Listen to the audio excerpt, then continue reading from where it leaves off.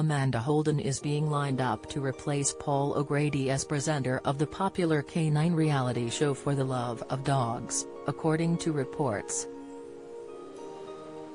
Television producers are planning to go ahead with a new series that gives a behind-the-scenes look at life in Battersea Dogs and Cats home in London, 2 months after the much-loved comedian died suddenly at the age of 67.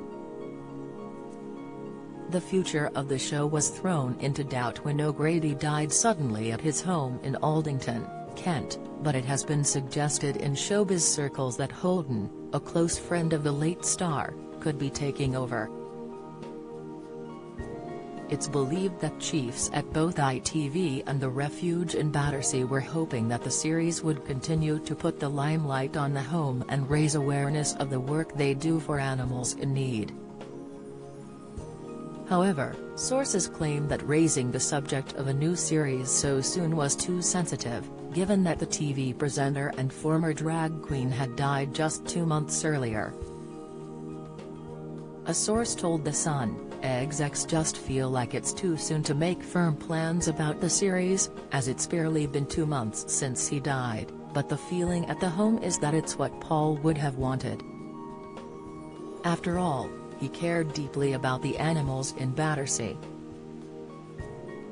Paul O'Grady, For the Love of Dogs has run for 10 series broadcast so far, as well as some specials, and during its run the comedian himself ended up adopting several strays from the animal shelter, including a puppy he adopted during the pandemic.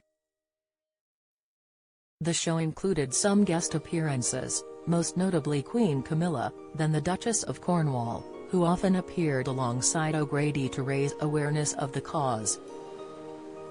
The Queen has herself rehomed 2 dogs from Battersea, Jack Russell's Beth and Bluebell. After his programs aired, Battersea would often be inundated with donations and offers from those eager to help out or adopt dogs.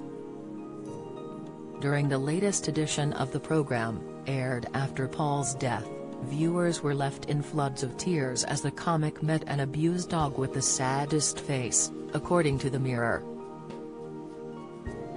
The spaniel was found abandoned and it became immediately clear that it had been subjected to appalling abuse by its previous owners, which made the creature extremely wary of people.